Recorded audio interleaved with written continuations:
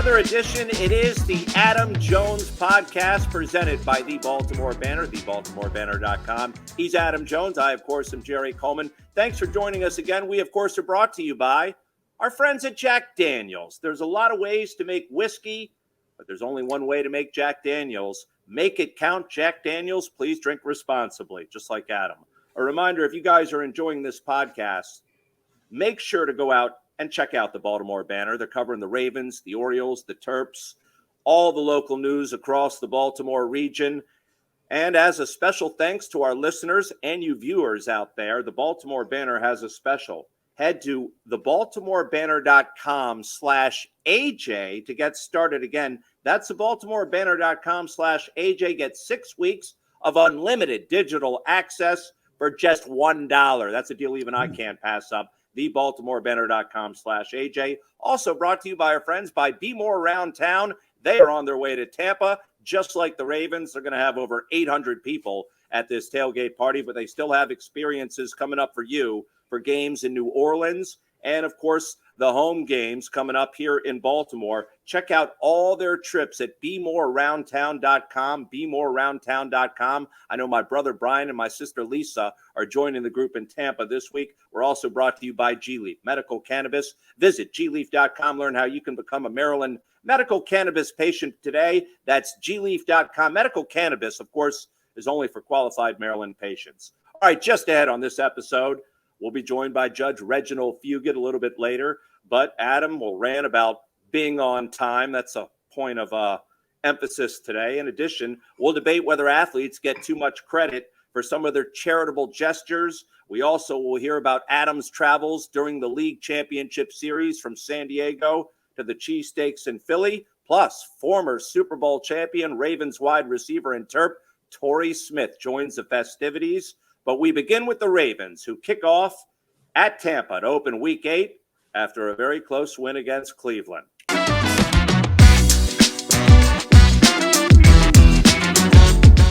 It's not how you win, as long as you win. And, you know, I was texting with my wife at the time. She was like, oh, they got a 60-yard field goal attempt, a 56-yard field goal or something.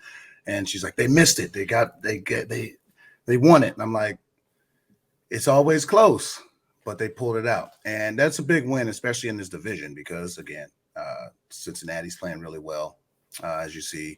So it's going to – it took something like that to happen. Like Big Campbell said, hey, sometimes it's not how you do it. I think we're starting to click a little bit more and a little bit better, especially on the defensive side. So hopefully they go to Tampa and keep punching them while they're down, because they're not playing good on the offensive side in Tampa. So keep punching them while they're down. Well, if you go by Ravens social media, which you and I don't, you would think the world is falling apart for this team. They do have a winning record. They're tied for first place in the AFC North, yet there have been too many close calls, I think, and too many games they've had to sweat out in the fourth quarter, even though they've had these double-digit leads. And, you know, you played team sports your whole life. Is there a sense where athletes get a little bit comfortable when they look at the scoreboard? I don't think so, and I think people should stop tweeting live. Just imagine that if you just watched the game and did not tweet one play, unless obviously it's your job. But if the fans of sports just watch the game and never tweet it, and then at the end of the game let it all out, I think Twitter would be it'll be happier or sad. It won't be the whole entire roller coaster of a game of we're winning, we're down, we're up, we're down, oh we lost, oh we won. Just a roller coaster of emotions and of hatred and whatever that people just be out there spewing. So I wish that could happen. If people just was like, I'm just going to watch the whole game and then I'll tweet. They probably won't even want to tweet. Well, they're at the quarter pole position right now as we talk. And again, they survived the win against Cleveland. They go down to Tampa. This team has had trouble with the secondary, especially Marcus Peters and Marlon Humphrey at times, and trying to contain these quarterbacks and wide receivers. It seems like there's only a couple of dominant teams right now, Adam, in the AFC, and you got to start with Buffalo, which has already beat the Ravens, and then there's Kansas City, and it seems like the rest of the bunch, but there are a lot of teams lingering around, including the Ravens. Well, that's the beautiful part about it. You know, you still got a lot of games to go. It's 10 games to go, and you got a great chance right now to pull ahead of people. You got a great chance on Thursday, pull ahead of people, because, you know, the other teams will have to wait till Sunday, and they're looking ahead and like, oh man, the Ravens already won. I have to win to keep up with them. So, but as the Ravens already know, if you take care of your own business, you'll be fine. And that's what they're good at, is always handling their own business. So I'm sure that at the trade deadline, something might happen, because there's always the speculation of what you need and what what you're lacking. That goes for, all teams. So just hope that they are able to address something that they need to, and, do it the Raven way, pound the ball and, play good defense. I'm Jerry Coleman. He's Adam Jones. It is the Adam Jones podcast presented by the Baltimore Banner. This segment brought to you by Be More Around Town. The New Orleans Monday night tailgate and Jacksonville trips still have some availability. Head to BeMoreAroundTown.com to be a part of those festivities. Again, BeMoreAroundTown.com. Now, as far as the Ravens wide receiver core goes, it was great to have Bateman back. They bring in Deshaun Jackson as a safety valve because there's a lot of inexperience there. But then we see guys like Devin Duvernay make plays the other day. So, and Gus Edwards is back on the train. We'll see how he recovers after being off more than a year with this knee surgery. So it's great. But then you lose a guy like J.K. Dobbins. And, as a guy who played pro sports, I'll go back to it once again. The Ravens really aren't fans of that turf up there at the Meadowlands. I don't understand why a lot of these teams can't just grow grass. That's what Steve Bisciotti has gone out and done at a very high expense. But why can't teams, north of Baltimore try and grow grass? They have the resources. Well, first off, injuries, that sucks. I've seen the Dobbins one, is that sucks because he's battled some tough injuries. Health is always the most important thing. And, with a lot of the guys on the receiving core coming back, that is great. But when you talk about the grass, it's better. I know it's better south of the Mason-Dixon. I don't know if that, whatever, but I think each team can do it, but it comes at a high cost because turf is a one-stop shop, and then you can maintain it. Grass is obviously these big fellas are going to tear up this turf, but at the same time, grass is the best because these guys are big and they're planting so hard that when they turn and they use that jolt of energy to cut the other way, that grass will let that foot slip. So if they slip, they slip. The turf sometimes will catch that knee, catch that ankle, and that's the worst that could happen. And I've seen it many times where guys do that on turf and guys do it in batter's boxes in certain times where the clay or the dirt underneath just holds on to it, rather than if you slip, you just slip, and that's okay. It's a little bit better, I should say. How about the way you're assessing Lamar Jackson's game? Didn't have one of his better games last week. Didn't throw the ball a whole lot, to be honest with you. Had a couple of chances to break away some runs for touchdowns. I did like that fourth down call where the direct snap went to Andrews. So the Greg Roman critics can get off his back for at least a week. But what about number 8, where he is right now and looking for that contract and the bigger picture? I don't think he's worried about the contract. I think he's worried about, just like he says in every interview, getting better as a unit, making sure that, they're keeping their tight core health, making sure that, they're a well-oiled machine. He can only do so much. He can't do every single thing on the field. He can only do so much. And I think that, teams are creating defenses for him. You have to. He's one of the quarterbacks that you have to create an entire defensive scheme for him. And when they put Andrews back there at quarterback and threw that pitch, I'm sure that all the teams right now have seen that play because it's blasted everywhere because what's going on? And he got positive yards because we all know he's so explosive with the ball. And teams are gonna now focus on that. What I love about him is that he makes defensive coordinators continuously have to evolve instead of like, oh, I know how he's played. I know how he played this week, because he seems like each week he can do something different. So you have to always stay on your P's and Q's with him, which is a great weapon to have. Well, the Ravens and Lamar have never played in Tampa since he joined the franchise. The Ravens under Coach Harbaugh have never lost in Tampa. They haven't been there since 2014. We were talking about how well they did against Cleveland, now 26-2, but never have lost to the Lions or Buccaneers under Coach Harbaugh. And they'll basically have a bye in between this game against Tampa. And then the next game will be on a Monday night, November the 7th against New Orleans, and then comes the bye week. So they have a lot of time in between these games, which is great. Real quickly on the other side, I did want to ask you about Tom Brady and the fact that this guy now has left the team twice, once to attend a wedding for his former boss. Earlier, it was 12 days of training camp. Do you ever see that in baseball where guys just take off and tell the manager, I'll be back, in a week or two? It's rare. Only guy I've really ever seen do that was Manny Ramirez when spring training started. I guess he went to Paris. Like I forgot what year it was. No, you don't see it. But Tom Brady has a little bit different cachet than most people. It's still unprofessional in a way to me, I believe. But if it didn't impede with practices, like if it didn't impede with practice going to the wedding, I mean, obviously he has his own private accommodations. If it didn't impede in anything team wise, it doesn't matter to me. Well, if you're at that walkthrough, if you're standing there and looking around saying, gee, where's number 12? He's not here. He's at a wedding. I mean, well, I'm saying if it impeded at practice or something like that, yeah, I would definitely have a problem because at the end of the day, I mean, I know it's Mr. Kraft's wedding and it's probably his last one, but hey, you signed up, you could have retired like you said previously. So to me, I just think that was it. If it impeded practice, that's not a good thing. In spring and then in the spring, when he missed a good chunk, I don't know what he was doing, if it was family time. But honestly, I think he earned that sort of time away. That's as far as I'm gonna say. It's a personal matter. That's none of my dang business. All right. Well, it does bring us to a nice transition here in our Heckle D's rant.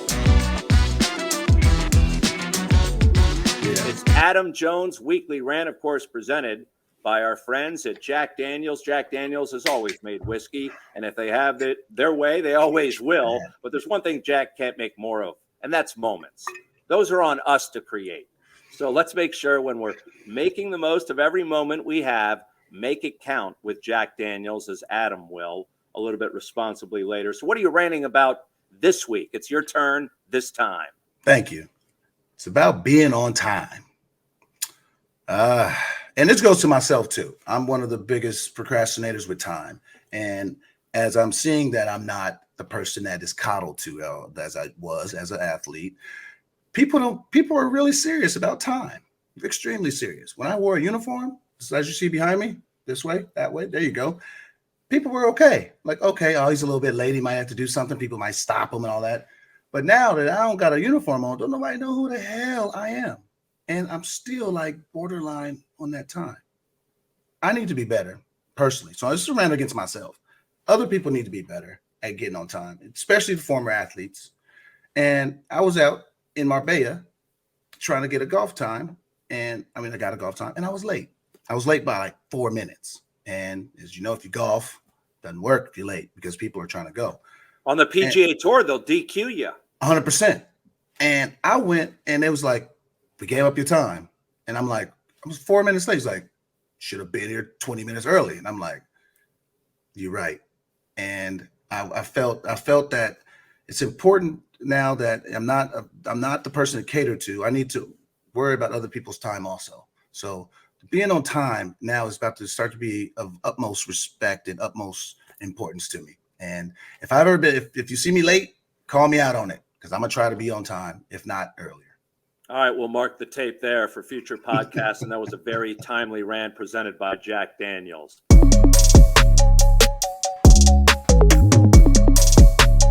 Now let's travel beyond Baltimore. And this is where during the podcast each week, we try to give you a national perspective. Adam, let's get into your travels during the MLB postseason. Yeah. Since we last spoke, you were in San Diego. You've been to Philadelphia, the city of brotherly love, allegedly, watching more playoff baseball. We'll get into the whole cheesesteak scene a little bit later. But what was the atmosphere like in San Diego compared to Philly? And you were there when the Phillies clinched at the Padres' expense. So I got in game 4, San Diego versus the Dodgers. And obviously being from San Diego, but working with MLB, it's kind of, you got to be neutral. And I've heard the stadium loud, and San Diego and LA is such a rivalry that it stretches to the football and it stretches to, before me. And to hear that stadium go so crazy when the Padres won game 4, it was magical. I mean, all my friends and family just going nuts. The city of San Diego, this was me all over again, being a 13-year-old boy, like I told Machado. And then I get to Philly. Then the Philly series happens, and it's a lot of energy, but it's a little bit less because San Diego, Philly doesn't really have a connection. There's no real history with there. So it was like, okay, we're on to the next series. This is awesome, but it's not the Dodgers.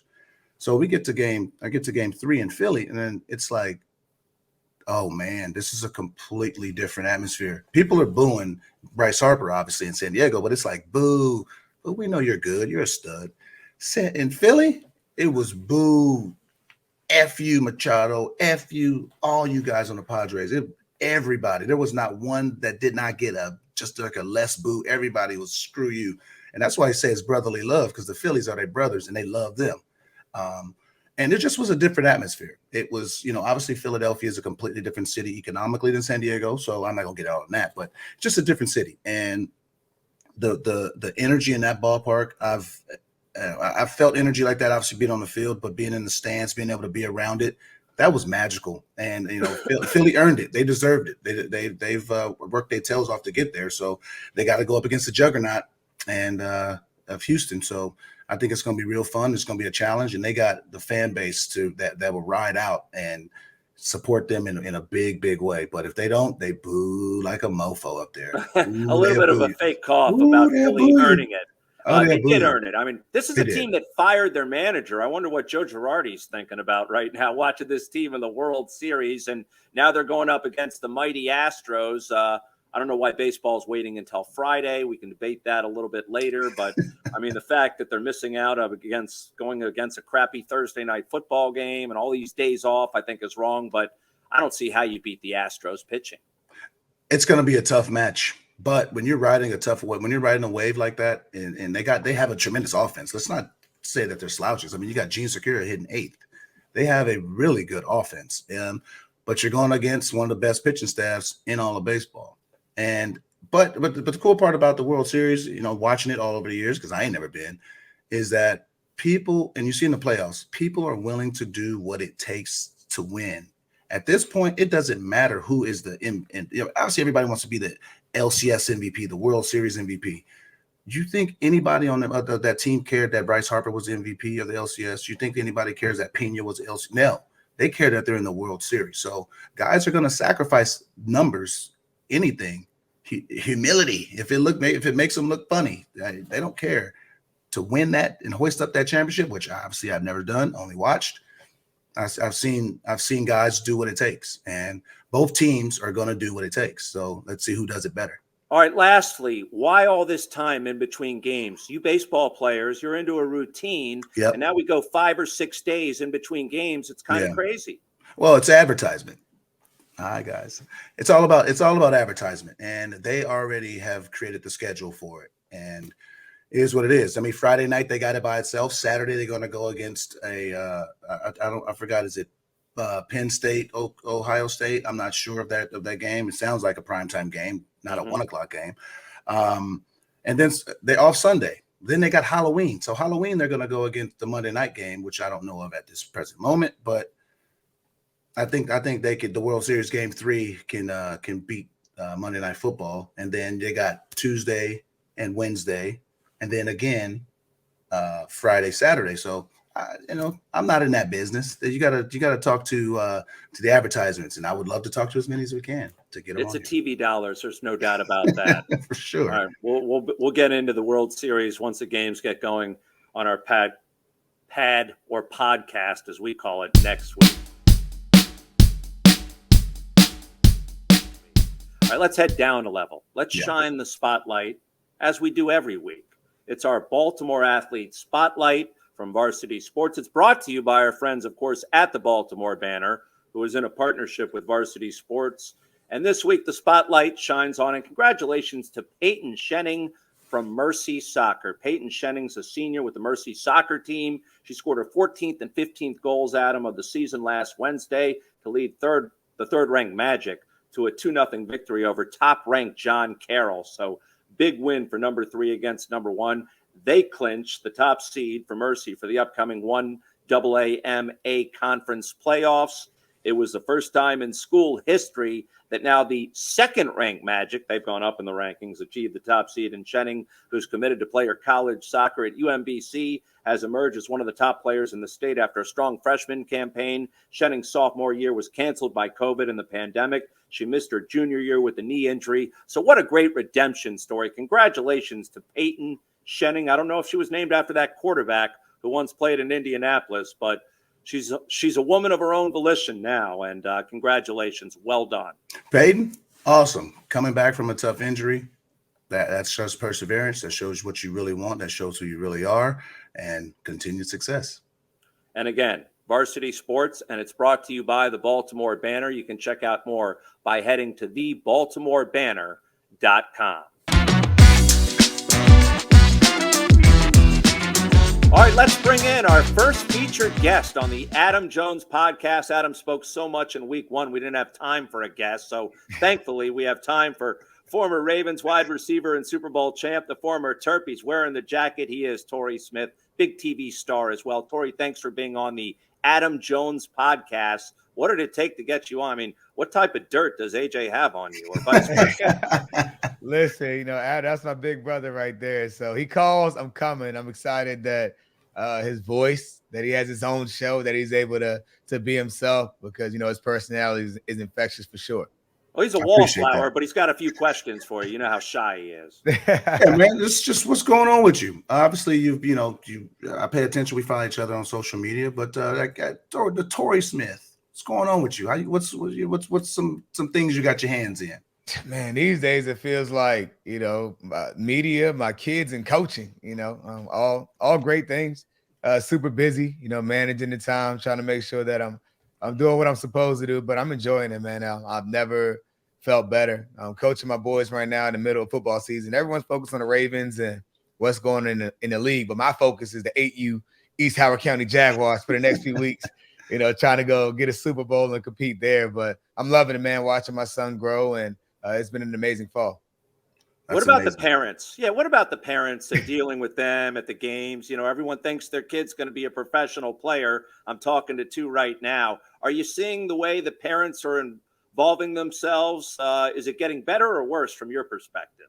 Well, that's interesting that you asked that, because when it comes to my team, our parents are awesome. Everyone's on board with being disciplined, because I don't coach because I love watching the kids get better. It's awesome. It's definitely rewarding, but it's about teaching them the life lessons that I learned through the game, and how to be better from that. So that's really why I do it. But then you see social media, people creating pages for their kids and talking all kinds of trash and talking about how much exposure they need. I'm like, these kids can barely spell their name, and you're talking about exposure. Like, let them grow, let them do their thing. But I love it. I love the kids that are active, and each and every week, I get to meet a new group and, enjoy stepping on the field with them as well. That's awesome. Hey, in Barcelona, where we live right now, the parents aren't even allowed at practices. Like, they shut the practice down for these kids. Wow. It might have 8 and 6-year-old. I'm like, one's at basketball practice, one's at football practice, soccer, and we can't even watch them. And I think it's pretty cool, though, so that, there's no favoritism. No parent is saying, well, my kid's this and my kid's that. So then we just go watch the game, and it's like just watching them, just watching you guys just play. And it's not like no favoritisms or anything like that. Yeah, man, it's all about trust, and I actually love that idea. But as a parent, you got to trust that you're led by the right people. For me, on the football side, everyone thinks their son is the greatest. So I love that the parents are there. So playing time, I told the kids from the beginning, your parents paid for 6 plays. You have to earn the rest. So if you're not doing what you're supposed to do, then you're not going to play. Right. But if you do your job, you're going to have opportunities. So I'm very honest, but parents are able to watch and see that all across the board. That's awesome. And obviously coming from you. Got 6 plays. Yeah. You was for sure, Jerry. You probably said I only won 3 because you got hurt on the 3rd play. Probably true. Let's move along to the Ravens and where they're at right now. Obviously, if you look on social media, you would think this team is in last place, but it's been a topsy-turvy season thus far. You follow the games, I know, and at least they're making it interesting, but sometimes a little bit too much in terms of interesting. And Lamar even said the other day he's tired of the nail biters, Torrey.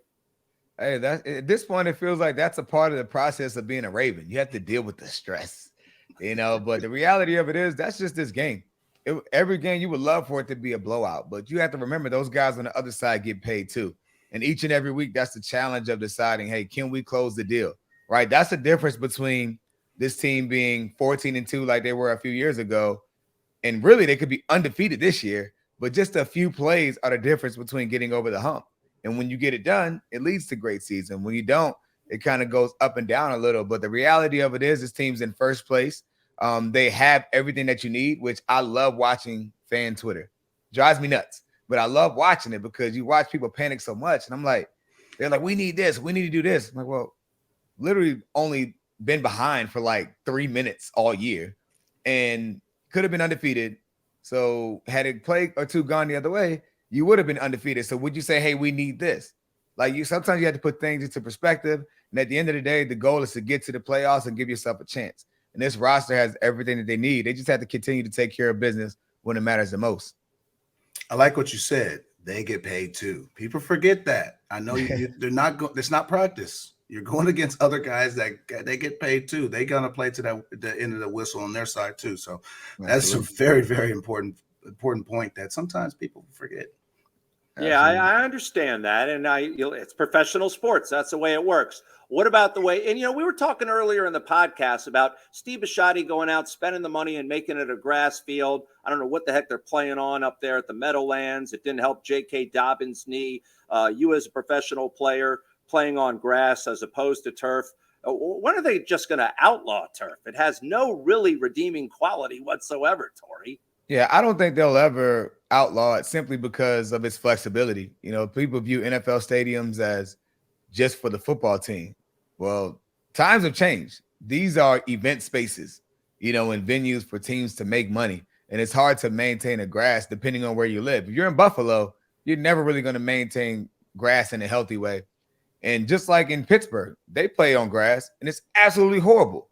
It's probably worse than any turf field out there, but it's grass. And so I think it kind of depends on the climate. And the reality of it is, no matter what you do, you always run the risk of getting hurt. And it's just, it seems like a lot this year with guys in turf. But the reality of it is that's always the risk you run. I've seen guys tear their knees and blow their Achilles on grass with no one touching them. So that's just kind of the cost of it. But the reality of it is every player really loves playing on grass.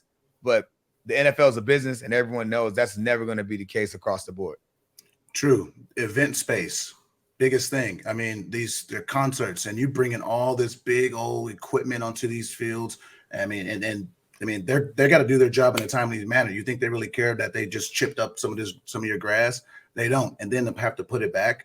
You played on stadiums that were a baseball stadium one day, and then had to switch it to a football stadium like that. They always talked about, and then reverse it when the baseball players had to play on the football stadium in Oakland. The grass is so chewed up after you guys are done with it because your spikes are a little bit different than baseball spikes. Mm-hmm. And you guys cut way too hard. Y'all aggressiveness is just completely different. And y'all cuts and just how y'all do everything. And if it's turf, it's obviously, it looks a lot aesthetically, it looks clean every day. It looks great. It looks beautiful. But it's a business. So that's why they keep it. That's a big reason why they keep it. Yeah, it's never going anywhere. And people don't want to be honest and simply say that. But I was in San Francisco, beautiful grass field, by the way. But they had the ability, because of their weather, they could roll in a new field like it was nothing. But if Taylor Swift's doing back-to-back concerts, bringing in $4 million a pop, $8 million a pop, or whatever it is, they don't care about those 8-9 football games. Taylor Swift, Beyonce, whoever else is selling it out is making way more money over the course of the year. So people have to be honest about what to expect. It is the Adam Jones podcast, brought to you by the Baltimore Banner. He's Torrey Smith. I'm Jerry Coleman, along with Adam Jones. And one of the other reasons I brought up the grass versus turf is the concussion issue. You slam your head against that turf, you're more susceptible to concussions. How much do you think the NFL truly cares about concussions, or did the Tua situation sort of force their hand this year, Torrey, in your opinion? Yeah, I think they care about it, but just like anything else, we mentioned the grass and turf. It's funny. I got knocked out in San Francisco by hitting my head on a grass field. So it's like if you're playing, it can happen. You know what I mean? And so I think everyone would love to be safe and, hey, everything's going to be fine. But at the end of the day, it's a contact sport. There are so many different things. Like people talk about concussions. When I tell you I was messed up from this concussion, had I been able to play, I wasn't cleared for about 2 months. So it wasn't even like, it was a problem. Like I was jacked up, right? But that was from hitting my head on a grass field playing football. It wasn't someone knocking me out. It wasn't anything. And so I think when you just understand that's just the game and the way it's played, it's just important to continue to enforce things and say, like, it's like being in NASCAR and saying, hey, you're going to race, but there's never going to be an accident. You know there's going to be an accident. What can you do to protect yourself as much as possible as science goes? Whether that's, I don't think adding a game adds to that. However, it adds to the revenue. So there's always give and take when it comes to business. And as a player, you know what you're getting into, but you definitely want to be as safe as possible and trying to, maintain yourself mainly really down the line, when you're going to feel it the most. True. Now, as far as, the way the season is going for the Ravens, again, we're at the quarter pole position. We were talking earlier. It seems like the dominant teams are Buffalo, Kansas City, but the Ravens are lingering around with a number of other teams. I mean, there's still a chance for them to get on a run here. You go back to last year, nobody was talking about Cincinnati around week 7 or week 8, Torrey. Mm-hmm. I mean, that's the NFL. Like I when people lose their minds over the first few games of the season, I'm like, all right, that's okay. Nice. Right. Who cares who's in first place now? It matters at the end of the season, as you're trying to earn your playoff spot. And I remember there was a stretch, even when we won the Super Bowl here in 2012, where, we had a stretch where we were struggling, and people from the outside were like, oh, they're not that good. They're not that good. We knew what we were capable of, but the same things that you're complaining about now, not finishing things, we were doing those same things. It's about getting hot at the right time, because if the Super Bowl winner was declared after week 6, the Arizona Cardinals would have been the best team 2 out of the last 3 years. So it's important that you continue to carry out and ball out for the full season and be ready towards the end. I always tell people it's better to be hot at the end of the season than to kind of maintain what you have going on now early on, even though it feels good and these wins do count. One other quick question. You were reunited with your Super Bowl winning teammates from Super Bowl 47. I was amazed, and I was telling Adam this, at some of the pictures being taken. There were guys who have lost a lot of weight since their playing days. I'm not going to mention any names. Some are linemen. Some play on the defense. It's not really the wide receivers or the quarterback or the running back, but it's amazing the body shape changes that go on. Did anyone in particular catch your eye? Listen, when you see Marshall Yanda or Gino Gronkowski looking like they played receiver, and we have some of our other skill guys looking like they played lineman, that's like the NFL circle. You know what I mean? Like, guys got to take care of business, because skill guys have been running forever. And then now, they had to work. They stopped working out as much. And it's like, hey, man, you can't do it. But you see those linemen, I think it's amazing, that they're able to carry. Some of these guys are down literally 75 pounds. I mean, it's unbelievable how great some of them look. And on the flip side, on the funny side, some of the skill guys, you would never know they played a skill position. So my joke that I live by is I hate working out. I don't like working out. It's not fun. I worked out to be good. I didn't work out to look good or for my health. Now I've tricked myself into saying, hey, it's about being active long-term. But the reality of it is I work out so that when I go to school and I take my kids to a field trip or we go somewhere, his friends never have to ask, what position did I play? I played receiver or corner or something else. Don't question if I was a lineman. So that's my goal and why I work out. Same way. I'm a center fielder. I'm not a first baseman. Are you saying first basemen are overweight, Adam? Or Can out of be. shape? In the old days, they were. Yes, they're big time. Well, big is that why they stuck me? Or right fielders? I mean, in Little League, they stick you in right field if you're the worst, and you played that was right my there? natural position. Hey, your parents paid. You got a couple. Yeah, I got 6 plays, like Torrey said. Exactly. 6 plays. All right, before we let you go, how about the Terps? They got a bye week coming up, but they're coming off a win against Northwestern. It looks like Loxley has turned around this program, and they're headed in the right direction in a very strong conference. Man, I love it.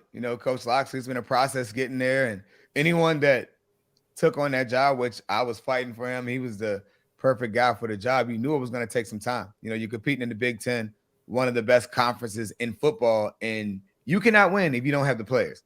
And I think he's done a great job of bringing them in slowly, and you're starting to see what a few years and a few different classes looks like. And I'm excited for him. Bowl eligible already.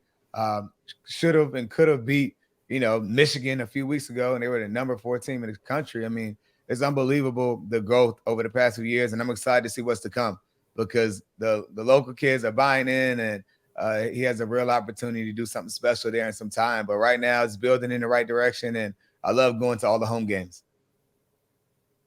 All right, Adam, anything else? Nah, man, appreciate your time. We're going to be in the contact. Let's get something to eat while I'm in town, and hope the family's doing great. Yeah, let's do it, man. Appreciate it. Love to the family. Open your palate. You got a small palate. I'm going to open the palate. Let's Okay? do it. Torrey, I want to thank you for your time. You can put this on your resume as your the first ever guest on the Adam Jones podcast. Yes, I don't know. There It'll we be go. right under Super Bowl champion, I know, but thank you for being here. I appreciate y'all having me. All right. Do want to thank our guest, Torrey Smith, the former Raven. Wow, that was a lot to get from Torrey, and he has a lot of experience, not only on the field, but behind the microphone as well. So gratitude to Torrey.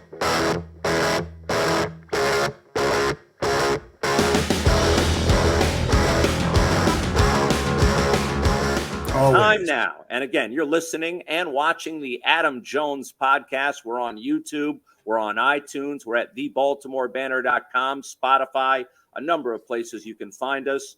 Let's argue a little bit more because I don't think we've argued enough for my taste. It's time for our Jerry versus Jones debate. And with that, we bring in the judge, Judge Reginald Fugit. Your Honor. What's up, guys? What's up? Thank you for bringing me on again. Again, my favorite segment. This week, we will be debating athletes who are bringing cameras with them on charity trips or letting everyone know they left a 100% tip. We will do this segment 30 seconds each, and then we will make room for a rebuttal. Again, another 30 seconds each, and then I will create the verdict. So at this point, Jerry won last week. We'll start with you, Jerry. You're on the clock. All right. I'm going to say this about the athletes who like to make contributions via charity.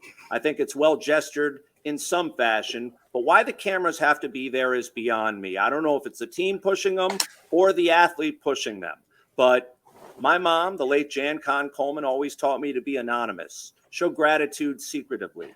Don't get out there and pound your chest and let everyone know that you left 100% tip and put it out on Twitter. That should be up to the server to do that, okay? That shouldn't be up to the athlete. Let the server acknowledge your generosity. Let other people acknowledge your generosity. I don't need you to tell me or the cameras to tell me. All right, that's time. That you're doing. That's time. Okay, Adam. Hey, I agree with you on one thing, the tip part. Don't do that. I agree with that.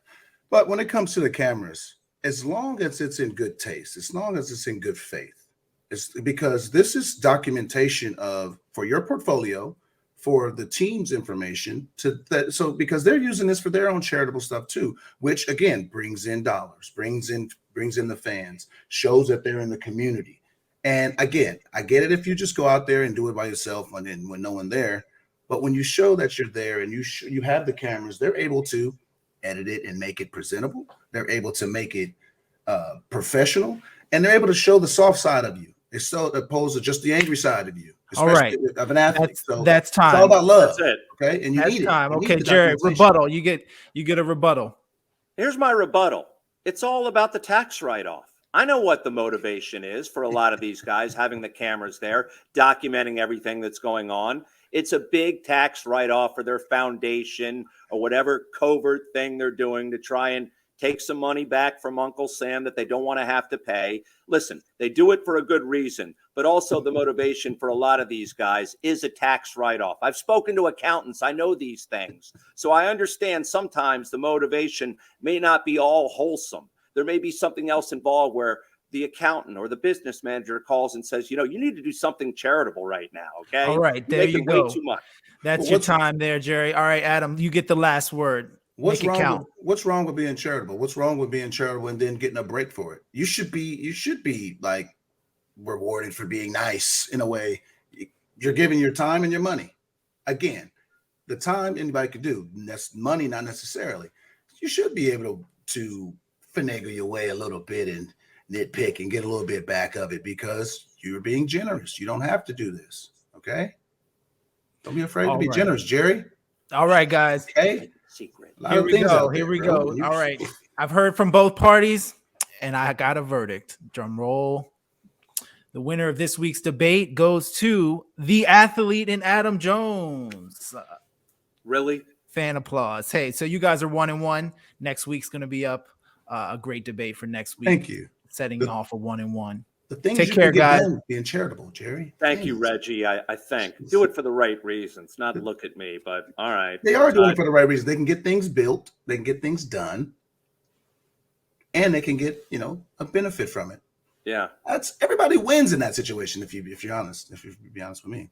All right. We'll finish up things here on this latest edition of the Adam Jones podcast. And please go out there, give us 5 stars, rate it and review because that helps us in the podcast world.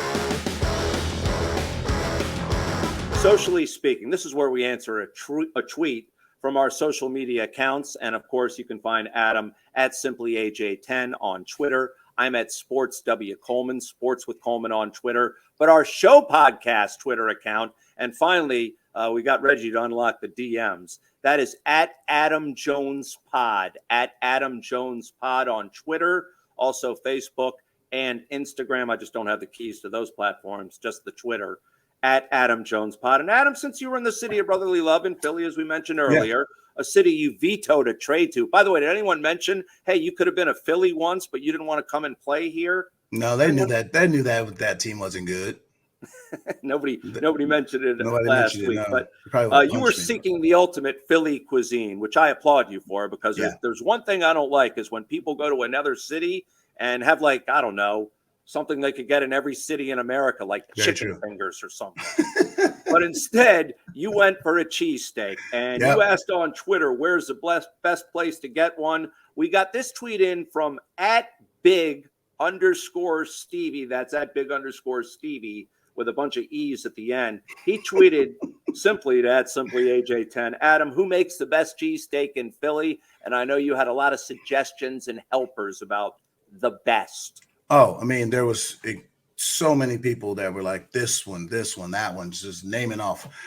So I went to sources. I mean, I love the public opinion, but I went to clarified. I went to sources, verified, I should say, and asked my guy, Mike Silverman, I said, which one do you go to? And my guy, Ben Worthen. And they were like, go to Angelo's. So the first day when I got in, I was just close to the city, had a long flight. So I just went to a place called Cleaver's. Bomb. I put a video up. I mean, bomb. Everything was good about it. It was seasoned right, cheesy, perfect. I don't like that whiz. I had the normal cheese. Then the next day I went to Angelo's. That cheese whiz is nasty. Cheese whiz is not good, no. But I went to Angelo's. Ooh. Now that right there, the bread, it was good. It was better than Cleaver's. It's not to say Cleaver's wasn't bad, but this was just different. The bread was better. The meat was better. It just was better. Again, not to put everyone bad. But if I had to say which one's the best, it's the Visiting Clubhouse. They make the best cheesesteak. Hands down. They make the best cheesesteak. And they put numbers, they put graphics on the board in there, which team eats the most, which player eats the most, which player eats the most in a day. There's just like total stats up there of like which player is eating the most in a series, 3-game, 4-game series. There's so many.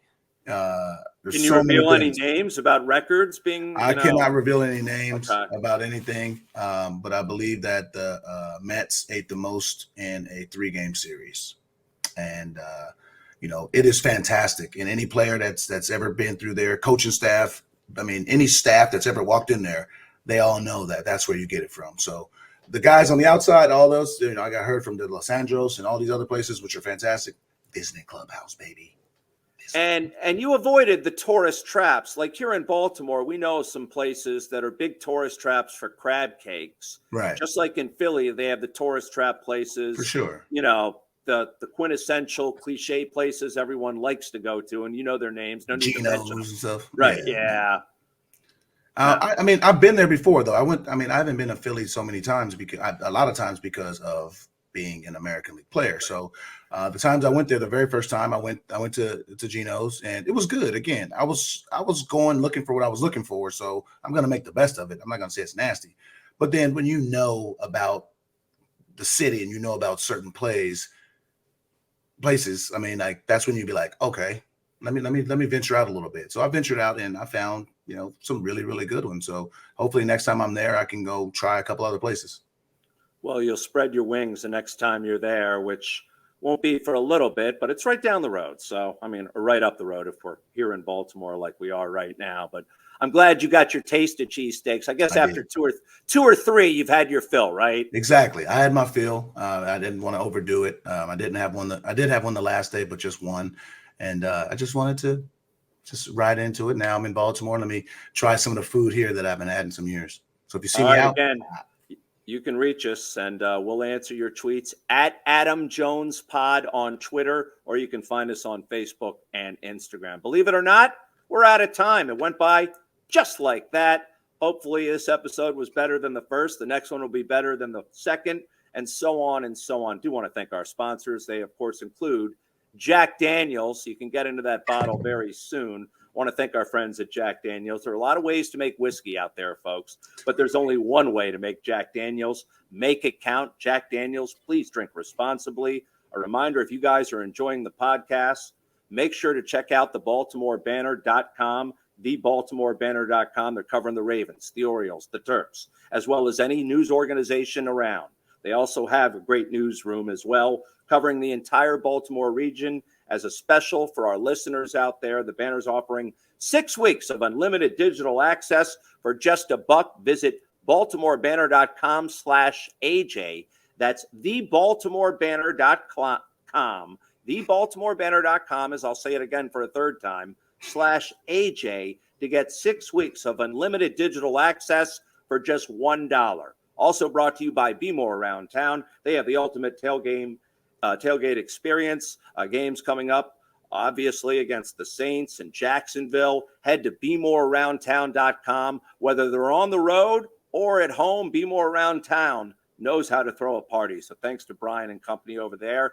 And our friends at G-Leaf Medical Cannabis Company. Visit gleaf.com. Learn how you can become a medical marijuana patient today just by heading to gleaf.com. Medical cannabis is, of course, for qualified Maryland patients only. Want to thank senior executive producer Chip Franklin. Also thanks to the judge Reggie, even though he awarded me a loss.